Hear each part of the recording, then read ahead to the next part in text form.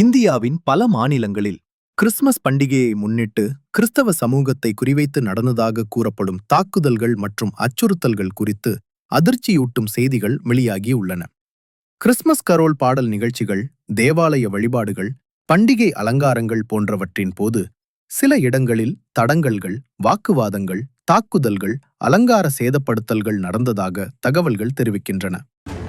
Church का father से मैं पूछना चाहता हूँ कि जीसस क्राइस्ट का ग्रंथ का नाम बताओ। इसमें कोई ग्रंथ करके नहीं है। हाँ क्या है? द गॉस्पेल ऑफ जॉन, वो सब क्या चीज है? बाइबल क्या चीज है? धार्मिक ग्रंथ है। ये कहाँ से मैन्युफैक्चर हुआ है? जस्ट टेल मी कहाँ से मैन्युफैक्चर हुआ है? Of course it was not printed in India. Bharatvarsh में ये पैदा हुआ ही नहीं था। विदेशी क्रिश्चियन लोगों का, विदेशी भाषाओं का बाइबल हमारे इंडिया में क्या रहेगा?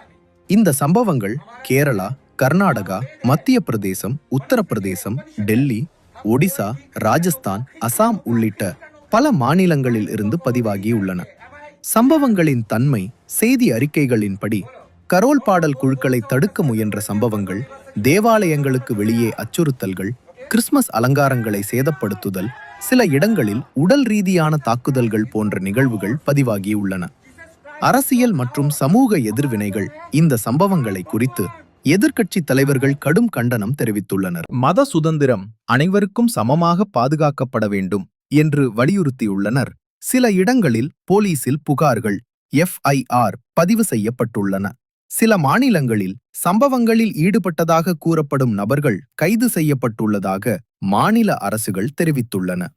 தேவாலயங்கள் மற்றும் கிறிஸ்தவ அமைப்புகள், பல மாவட்ட ஆயர் மன்றங்களும் கிறிஸ்தவ அமைப்புகளும் இந்த தாக்குதல்களை கடுமையாக கண்டித்துள்ளன. அவர்கள் கூறியதாவது: இந்திய அரசியலமைப்பு அளிக்கும் மத சுதந்திரம் அனைத்து குடிமக்களுக்கும் பாதுகாக்கப்பட வேண்டும். பரந்த பின்னணி: மனித உரிமை அமைப்புகள் கூறுவதுபடி கிறிஸ்துமஸ், ஈஸ்டர் போன்ற முக்கிய கிறிஸ்தவ பண்டிகை காலங்களில் இவ்வகை சம்பவங்கள் அதிகரிக்கும் போக்கு காணப்படுகிறது. இது மத நல்லிணக்கத்திற்கும் சமூக அமைதிக்கும் பெரும் சவாலாக மாறி வருவதாக அவர்கள் எச்சரிக்கின்றனர். இந்தியாவில் பல மதங்கள், பல நம்பிக்கைகள் இணைந்து வாழும் நிலையில் அனைவருக்கும் மத சுதந்திரம், பாதுகாப்பு, மரியாதை உறுதி செய்யப்பட வேண்டும் என்பதே பொதுமக்களின் எதிர்பார்ப்பாக உள்ளது. இந்த சம்பவங்கள் குறித்து அதிகாரிகள் நியாயமான விசாரணை நடத்தி சட்டப்படி நடவடிக்கை எடுக்க வேண்டும் என்ற கோரிக்கைகள் வலுப்பெற்று வருகின்றன. உங்கள் கருத்துக்களை கீழே கமெண்ட் செய்யுங்கள். இந்த செய்தியை பகிர்ந்து விழிப்புணர்வு ஏற்படுத்துங்கள்.